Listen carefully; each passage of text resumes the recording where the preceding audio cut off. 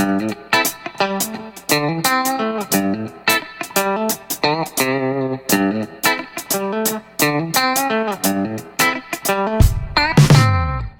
the week of Wednesday, March the 8th, and this is episode 135 of DuckTalks. Welcome to another episode of DuckTalks. We are back. It's not been all that long since we've had an episode out, and maybe this one will even end up on the audio pretty quick. We're working on it. We're working on it. It's coming. It's coming. Hey, I'm Mitch. I'm one of your hosts. I have with me Pirate Steven and Josh. Ahoy there. Hey guys. Josh, we can't go forward without saying welcome back to the show. It's been a little while. Yeah. Good to have you. Yeah, thanks. I'm glad to be back. I had a little bit of a hiatus. Been real busy lately, and glad to be back. Yeah, we all have. We have had those requests, though, to have the three of us back, so it's good to be back. Yeah. We're going to jump into... Yeah. Well, it's great to have comics. We're getting close to convention season, too. I know I had a little mini con recently where I got to pick up some older comics. I was excited about that. Maybe we'll talk about that some other time. We don't have time tonight. But we've got some shows coming up. I know Pirate's got some shows he's planning on going to, and we'll try to do some recaps and things of that soon. But we did want to talk about this latest issue of Darkwing Duck. We had issue 2 came out just a few weeks ago at this point. And a little bit of news too, some Duck merch that is out. Did you guys pick up your 100-year Donald Ducks pops this past few weeks? I did. It was pretty easy. It was a Target exclusive, so I just went on the website, did store pickup, and it was there. I did not. I don't have I do have some Donald Ducks, but I did not buy the 100-year one. Yeah, it's ugly. So I know you've got to be just trying to complete for it. I mean, it's pretty cool looking once you get it in person, but all those images, I'm like, oof. It does look good in my collection, though. I think I posted. Although I hear a lot of Funko Pops are going to the landfill, so maybe that will be one. Find out where that landfill is. That'll be like. That's going to be still need Mega Duck. Yeah. I'm sure that one's not going in there. It just came out. But yeah, I ended up after I had my local comic book store had a mini convention, which has gotten to be an actual convention at this point. Let's just be honest. He's going to change the name. But after that, we were in Target and I saw it. And I was like, oh, I didn't spend a lot of money at the at the convention. I'm going to grab this. Because it was like, I don't know, what, $12 or something? It wasn't bad. They used to be $9.99. Well, that would have been better. But yeah, I like it. It's cool. I think that's about the only thing we've had out other than what we're going to talk about. So let's put it up here on the stream so that we can talk about it. First things first, this already came out. Disney Afternoon Adventures Volume 2, Flight of the Sky Raker. I don't know why I paused. It's the hyphen. The hyphen caught me off guard, made me pause. It came out on the 28th, apparently. Pirate, I know you already reviewed this and got it out. I haven't had a chance to read this yet. I've been looking forward to it, though, because I really enjoyed that first volume. Yeah, so this is Volume 2, and this is actually supposed to come out last July. It kind of got pushed back a little bit. But the first volume was awesome. It had Darkwing Duck on the front cover, and this one features Baloo from Tailspin, and then Volume 3, which will be out this summer, has a Rescue Rangers type cover. But inside it really is like watching the Disney Afternoon, but in comic form, because they have Tailspin, they have Adventures of the Gummy Bears, they got some DuckTales, Goof Troop, Chip 'n Dale Rescue Rangers, they even have the Lion King's Timon and Pumbaa in there, and of course some Darkwing Duck as well. So it's really great. I highly advise people to go buy and show support for this book from Fantagraphics, because it lets people know that this is a lot of fans out there for this, so that they can continue to catalog those great early Disney comics, 1990s adventures from the Disney Afternoon shows, as well as the Disney Afternoon Adventures magazine. All really great stories. And so Baloo's on the cover, and I believe they have, let me see, there's 4 Tailspin stories from this. And the Disney Comics Tailspin series, there were seven comics. So you'll have 4 of the 7 from this volume. and there's no telling they can just add that to the rest of them to the next volume or etc. So eventually we hope to own them all. Yeah, it's a nice release, and Fantagraphics putting out great content. We know everybody's been scrambling to get those Don Rosa stories here recently, but they have other great books out too that you can pick up. And if you're a fan of the Disney Afternoon, this is a great collection to get, I'm sure. Looking forward to reading it. Yeah, I still need to get the first volume, but I was just noticing that it's on sale on Amazon right now for the first volume, $18. Not too bad. $18. There you go. Yeah, so I might pick that up, and then I'll have to get this one too. So yeah. Also, Dynamite Comics will be putting out a facsimile, I think I said it right this time, edition of the Marvel series of Darkwing Duck, the 4-part series that came out back in the 90s. Looks like there's going to be quite a few covers for this. Yeah. So it's already out March 1st. And this was right. It's March 8th, Mitch. This is the 8th. So yeah, this is the 1991 Disney Comics limited series. It was 4 issues, and it featured pretty much the pilot episode of Darkwing Duck, but in comic form. And as you can see, Darkwing from the cover, Darkwing Duck, they even forgot to make his purple mask on it. So there's a couple different versions of the cover. There's the regular one, purple foil, gold foil, or an autograph version as well, for not autograph, but like artist sketch cover. And I believe also a black and white one. So as you know, Dynamite Comics likes to flood the market with covers, and even the facsimile edition has got it. And I'm pretty sure I don't see anything in the previews catalog of them releasing issues 2, 3, and 4. It might just be this first one. And then maybe we'll get a hardcover or some kind of trade edition with all of them in it. Oh, wait. I did not realize this was just the single first issue. I actually thought it was a collection.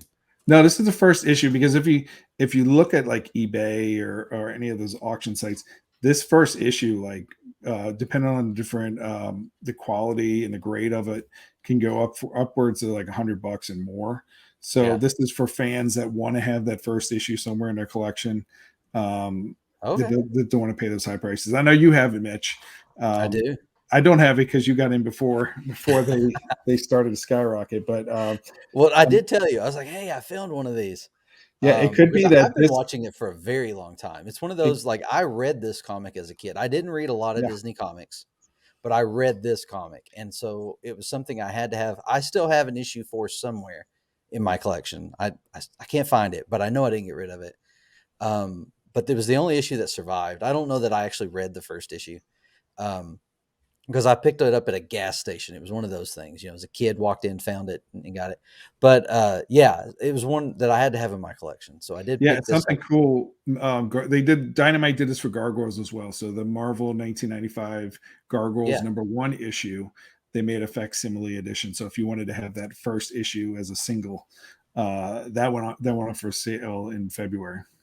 Yeah, my local store is supposed to have both of these on hold for me, although I did think they were collections. So, but that's okay. I still want them. Now it's a good segue to the next slide, which happens to be the collection, which is the Gargoyles omnibus, 11 issue, the 11 issues complete series of the Marvel series that was released in 1995. So the funny thing is, this image that we're looking at is an ad that was in Darkwing Duck #2. It wasn't in Gargoyles #3 or anything or anywhere else. It was just in this Darkwing Duck #2 advertisement section. So that's what and Greg Weisman didn't even know about it. A lot of people didn't know about it except for this ad that just happened to show there. I haven't seen, it says it releases in April. I haven't seen any kind of pre-orders or anything for it yet. There's also supposed to be a Greg Weisman signed edition. So now that he knows about it, he can sign it. But yeah, it's very cool for fans. I've never read any of these issues. So it's definitely be something I'm going to pick up from my library and enjoy. But these issues, we had this conversation last time. These issues are not part of the ongoing story that's being continued. Is that correct? It's not. We're expecting the SLG comics Gargoyle series is what is considered to be canon from the season 2 of Gargoyles to what we're currently getting from Dynamite now. So I'm guessing those SLG comics should be released at some point next, and hopefully another collected edition like this. Yeah, I am looking forward to this, though. I've wanted to read this ever since I knew it existed. So looking forward to that. All right, I think we can move on to Darkwing Duck number 2. And all of the pretty covers. I'm going to bring this up. I'm going to get rid of us, make this a little bit larger. Not much, but a little bit larger for everyone. This is not all the covers. There are more covers. There are plenty of covers out there. But a lot of them are just, variants of the ones that you see here. We wanted to take a moment. We enjoyed our conversation. Pirate and I had a good conversation last time as we talked about these covers and just kind of went over them and talked about which ones we picked up and which ones we liked, which ones there was a few that we wish we had gotten, and I may still pick them up. We've talked about it, but I tell you, the regular edition, the DNA, I never can think of the guy's name. David Nakayama. That's one of my favorites. It's not my favorite. It's one of my favorites. That's a really cool cover, and I'm really disappointed that we're only getting one more cover by him.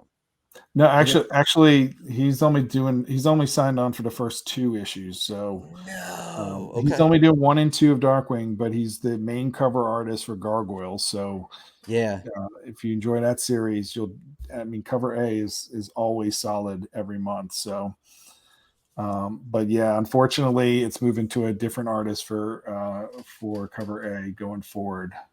I thought we had one more. Oh well, I'll get over it quick. I'll go ahead and say my favorite cover. My favorite cover is the one here by Carlo, with Quackerjack and Darkwing on the cover and the Duckies. I believe he was the artist on this one, right? The yes. fourth one from the left on the top row. That's my favorite cover, and that was the one that I made sure I got. And it's also the one that now has me wanting to get his Megavolt cover for issue 1. So I may have to go back and pick that one up online. Last I checked, it was still reasonable. But that's been a few days. But yeah, that's my favorite cover. What's your favorite, Josh? So I got 2 different covers. I got the cover B with Andolfo. Is that how you say his name? Or how they say that's a cool one.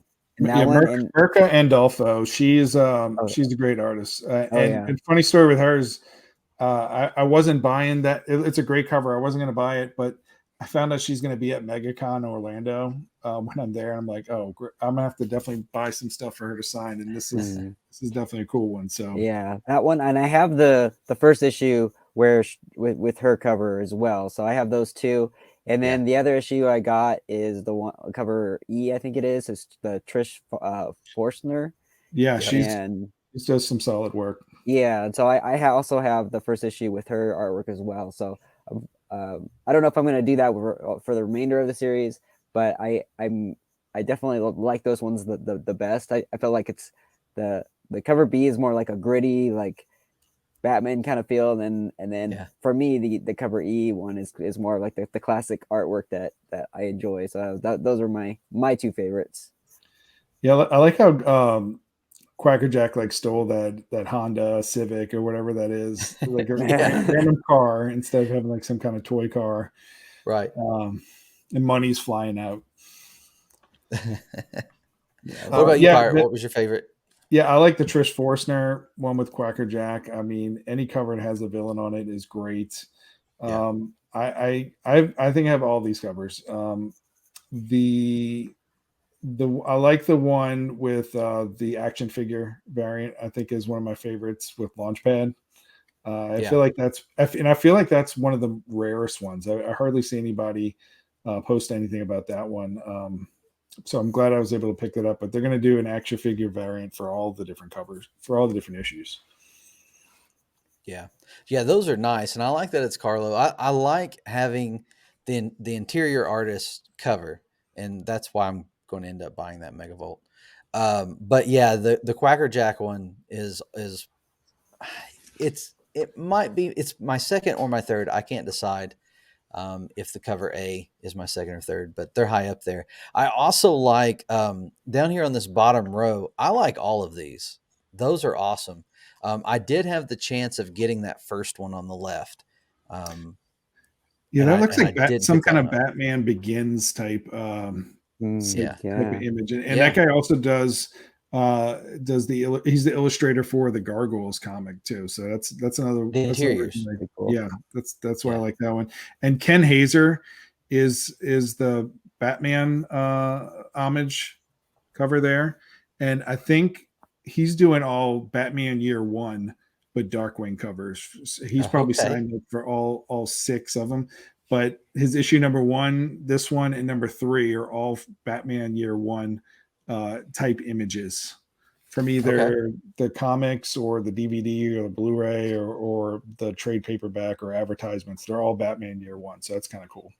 Which makes me kind of wish I had I wish the series might be Darkwing Year One to see what Dark would have been like his first year. Well, maybe they do something like that. We were talking about it briefly. We might do another video on it, but the sales of the books are doing really well. If it continues to do well, maybe we will get some more stuff like that. I mean, I know in the series, in the original animated series, Darkwing had a number of origins, but a year one tale would still be a lot of fun where, he's already Darkwing, but maybe a proto Darkwing. It could be a good comic. There's a lot of room within Darkwing Duck's continuity. Let me throw these up here because that's important. In Darkwing Duck's continuity, there's a lot of room to do whatever you want as long as you stay true to the character. And I think that's the big key. You stay true to the character and people will read it. People will enjoy it. That second cover on the bottom is also very cool. The image is very familiar of Darkwing, but I love the design. I'm a sucker for rubber duckies, and there's a really cool rubber ducky design in the back. I don't know. I almost feel like they made this one just for me. They were like, "Hey, Mitch almost liked the first issue. I think he might have liked the first issue. Let's throw rubber duckies at him, and I'm sure he'll be all for it now." Yeah, and it's cool when the cover actually has something to do with what's Yeah. inside. So there's 3 issues of covers that we're looking at right now that have rubber duckies on it, and then there's 2 other ones with Quackerjack.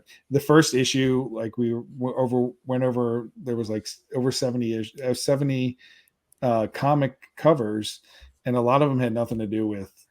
Well, that's not true because the majority of them had to do with him on Gargoyles, and the book started with him on a gargoyle. So yeah, it kind of did. Now that I think about it, wow, good job. I think Dynamite. It may have just been they briefly, like in the first issue, talked about like some of the that didn't have a story, but they were like referring to stories that he had in the past where he saves people. I think some of the different covers were kind of like alluding to those. That's what I got out of it. Because Morgana's on one of the issues, but she's briefly discussed in like a frame because she's kind of like thinking about like, oh yeah, all these other adventures that I've been on, right? So like that they kind of did that on some of those covers. Yeah, well, if you guys are ready to move away from the discussion of the covers, we can jump into the discussion of the almost said episode, but of the issue. Yeah, let's do it. Before we do, I guess we could start this off with something that might become familiar in our pirate watch for these episodes. And we did get another Pirate Steven in this issue. We did. Yeah, he's Pirate Steven Duck is on the first page of the book, which was very surprising, and I'm very humbled by it. But no inside, it's like fireworks, and I'm thinking about it all the time. I'm excited. I found a comic accurate Pirate Steven hat at Walt Disney World last week, and that's what I'm wearing right now. Oh wow, you get to cosplay as yourself this year. every con, right? I used to have another pirate hat that I wore for several podcast years, but it was Jack Sparrow, and it had the dreads, which was extremely hot. And this one's a lot more comfortable. It's not, it's not a tricorn hat. So. For the longest time, I thought those dreads were your real hair, though. I didn't realize people did do that, and then they saw that. Really, I do have hair under this, but I get short haircut, so. Yeah, so Pirate Steven is here. This is his Saint Canard look. If we know his DuckTales look where he doesn't wear pants, so he's more he wears pants at Saint Canard, trying to keep it classy. And sneakers. He's got sneakers on and some kind of vest. He's wearing a red vest, and that seems appropriate. Like maybe he works at this QB toy store. It seems like something that I would do. I worked at Toys R Us for 4 months in the year 2000 so that I could secure a PlayStation 2. And totally worked. And it was a blue vest, but here we got a red vest. Yeah. And also I would say Pirate Steven Duck usually wear like jeans and a black t-shirt. But if you look on the opposite side, there's another bird fellow with glasses looking down at his watch, wearing a black t-shirt and jeans. And that's actually the illustrator, Carlos Loro. So making his second cameo appearance. And the funny part is, if you look at through the issue, there's only we're the only two background characters in the whole thing. So again, I'm very humbled and honored, and I love it, and I think it's cool. So maybe it's and when I found I was a recurring character in Saint Canard, I don't know, I just lost it. It was great. It could be in the third issue. Who knows? It could be in the fourth, fifth, and sixth. We're going to see what your wardrobe is. Action figure variant cover. Get your issue 6.1 will be your cover. So the other thing about this first page is that unlike the first issue, there's no title on this page, which I did message Carlo and ask him about that, and he says the name of the story is actually called Playtime. For anybody that wants to know, but it is not on this page. Yeah, which it was odd because we did actually talk about the title of the last one. I ended up hearing that it was a discussion in a few places. So it's kind of odd that it doesn't have one, but it had a working title that they used. I almost thought it was Grand Opening there for a moment, since it's so large on that page. But let's jump into the discussion on this episode. Josh, you pick. You want to start with story or art? Let's talk just about discussion wise. Story. All right. Yeah. So story wise, I felt like this story was stronger than the first one. I'm going to give it that. I felt like we have a really great confined story of an instance where Darkwing comes across one of his villains. One of his arch villains, and they've got a pretty good plan in place to take him out. And things get a little dicey. Things get a little real for Darkwing, and so by the end of the issue, he's rethinking what he's doing, and it ends very awkwardly here at the end. See how many times I can say end, but overall, I enjoyed the story. It's a simple story. We talked about this before we went live, Pirate. You've got a theory here and an idea. You want to throw that out as we talk about the story?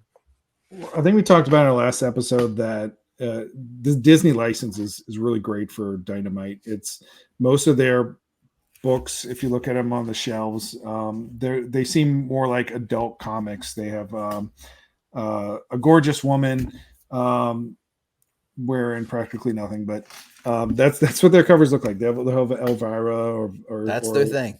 Not that there's anything wrong with that. Draculina, Vampirella, all great.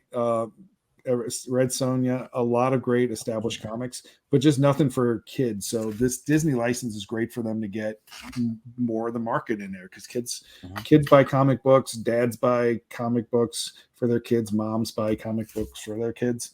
So this is, I feel like the assignment that Amanda, the author of these comics, might have gotten was aim this at kids, because this is what we're trying to get into.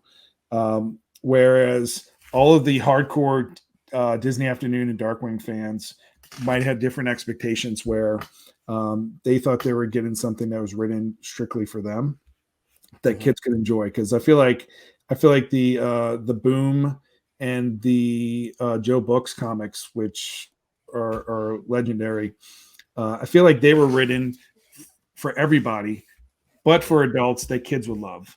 and I feel like this story and the story before it was written for kids that adults would also like too. So it's just different writing style than we've seen before from Darkwing Comics. There's nothing wrong with it. I did enjoy both stories that I've read so far, and I think it's just going to get better better from there. It's hard to pick. It's hard to say here, write a 6-comic series about Darkwing Duck and just fit everything in there in a 22 pages per comic issue. It just everything feels like you got to get everything in there. And like you said at the end, I have no idea why he stopped being a superhero because of the rubber duckies. Right. And you know, you can see that we're going to get an overarching story to some degree. I mean, obviously we ended on a cliffhanger, so you know the next issue is going to have something to do with this storyline. So it is a continuation, and yet they're very separate. They're not so interwoven that you have to read each issue. Someone could pick this up and read this and get a full story. That also leads into another issue and maybe makes them go, oh, maybe I need to pick up the third one. So they did a good job there. I don't have any real complaints with the issue. I enjoyed it. I enjoyed reading it. My kids enjoyed reading it. And I'm looking forward to see what happens. I did think that last page I was just like, what?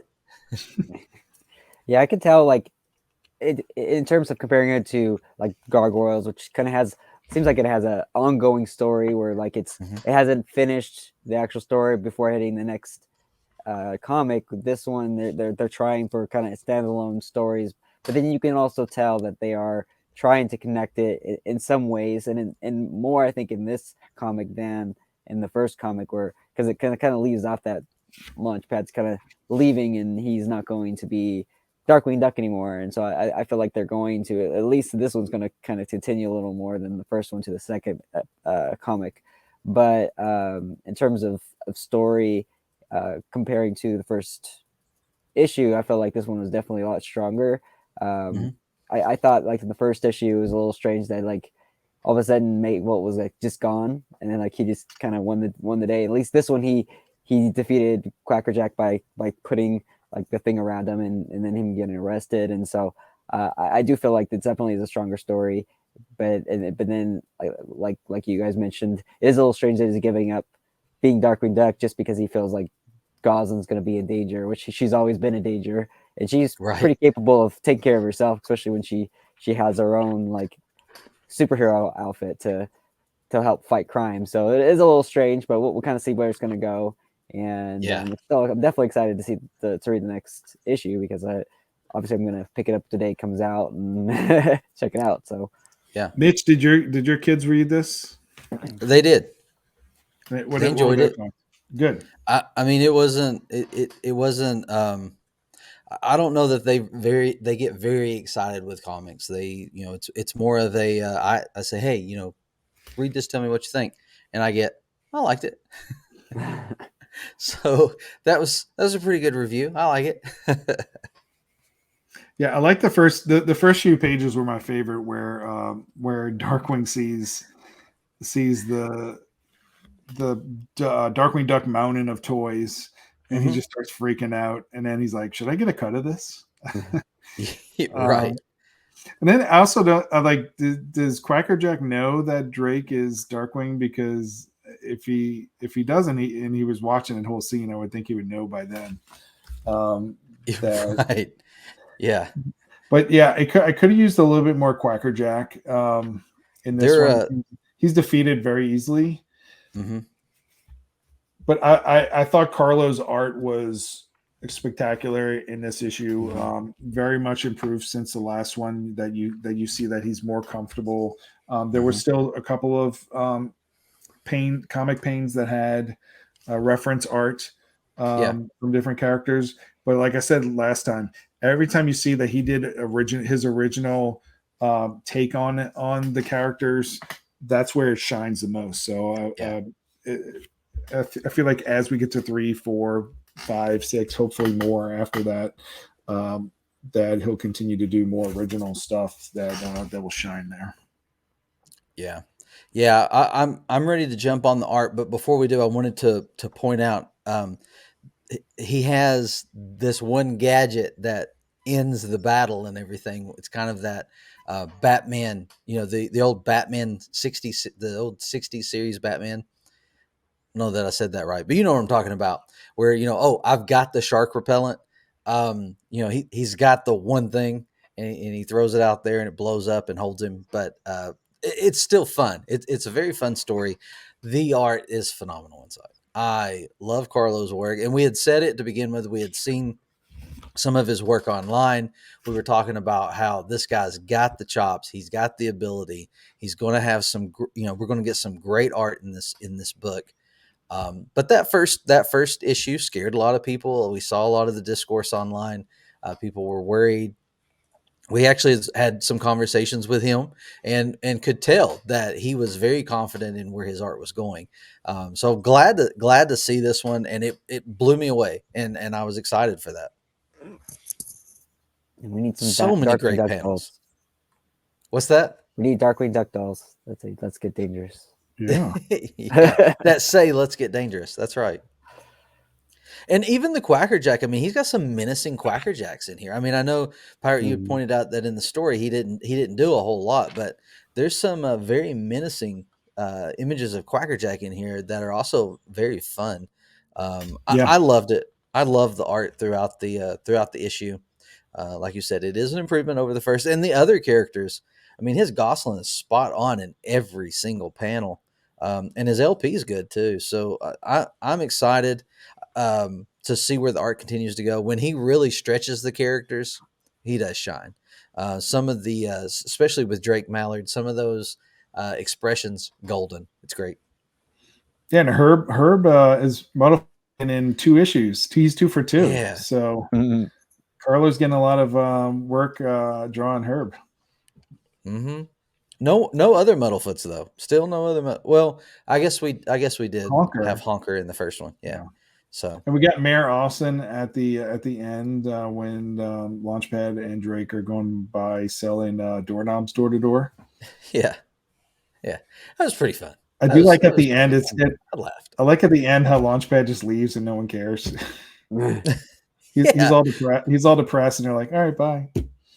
Yeah. It's like I'm going to go. Or if you're not going to be a superhero anymore, then I guess I'm going to have to find somewhere else to sidekick. He's going to go kick it somewhere else. You think we get any DuckTales pulled into this, or you think we got Gizmo Duck coming? I feel like episode 3 or episode. I'm calling it episodes myself. I think issue 3 or 4 would have been a great Gizmo Duck one. As we know, we're getting into Morgana issue coming up in issue 3. So I don't know if Gizmo Duck will be in here. I guess people are gonna have to buy more issues of the more varying comic covers to be able to get to that Gizmo Duck issue 7, 8, or 9 or whatever. But we have seen some of the future covers, so we kind of know where this is going, and we're not going to spoil it for people. But by issue 4, 3, 4, or 5, I think it's going up from here. Yeah. I think so too.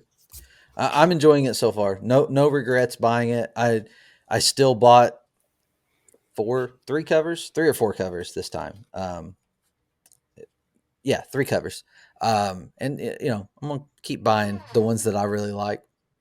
May still buy one more issue 1. See, it's contagious. It's like baseball cards. I mean, you're not going to read all 5 of them, but I mean, you can get a whole stack of them. I got a whole stack right here. Yeah.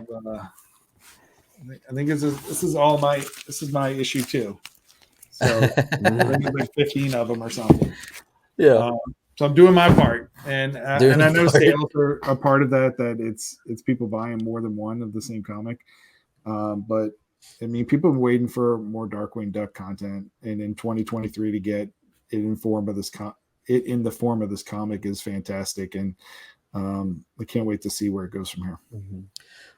For me, for a long time with DuckTalks, I've said I just want more Disney comics produced in the U.S. Like I don't want, the reprints of what's been released overseas are great, but I want to see some new content that's been made here. for a U.S. audience. That's why I say in the U.S. Not that I don't like their stuff, but I'd like to see some stuff made here. And I'm just excited to see that happening. And I hope Dynamite does a good job with it. And I hope it means we get more series. I hope there's more options. There's more stuff coming. We all want to see a Tailspin comic happen. We all want to see Mighty Ducks take place. Quack Pack. Surely we get a Quack Pack comic. I mean, come on. Nobody wants Bonkers. Nobody's buying Bonkers Dynamite. Don't put that out there. Now the Bonkers fans are just going. It's his 30th birthday. Come on. Oh, is it really? It's 30th, not today, but his 30th. He turned 30 this year. Yeah. Sorry, Bonkers fans. I know. I have no reason to hate on that character. A Power Line comic, a Rescue Rangers. I mean, there's Goof Troop. And it seems like they'll do it. I mean, the Disney villain series, it looks fantastic with Scar, and they just announced Maleficent. So that seems like something they can go really deep on. And as we were talking about the Dynamite comic buyers and the fans, I mean, Disney villain seems perfect.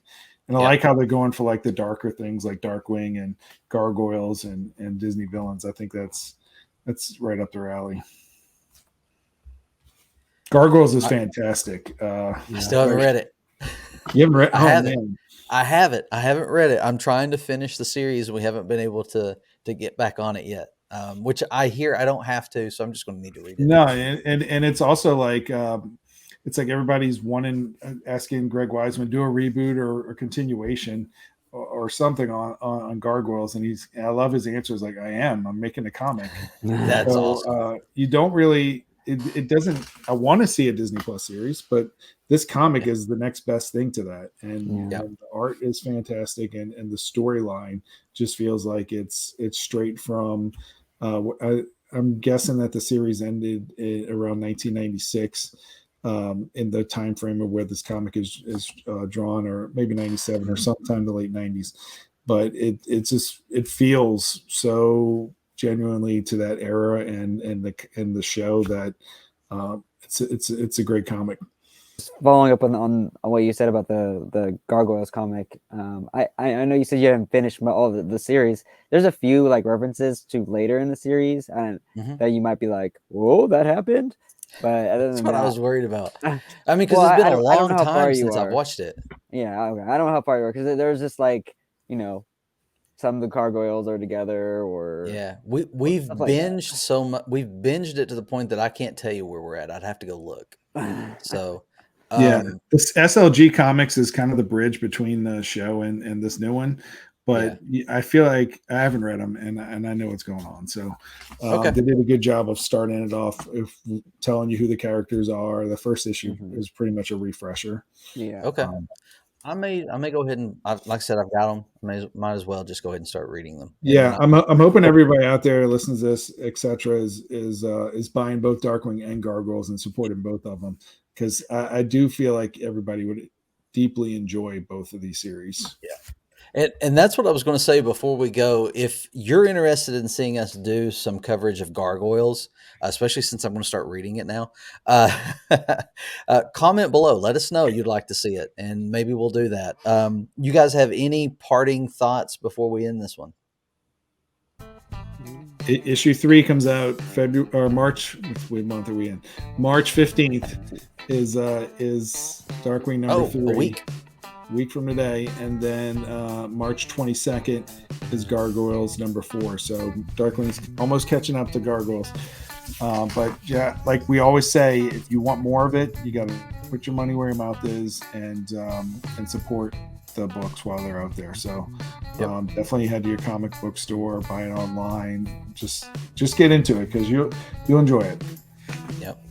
All right, good catching up with you guys. If you enjoyed this, we hope you'll like the video, subscribe to the channel, comment below. Let us know what you'd like to hear us talk about, what you would like what other content you might like to see on the channel. We're playing around with some ideas, but we'll see what happens. But until next time, stay dangerous. If you can dream it, you can do it.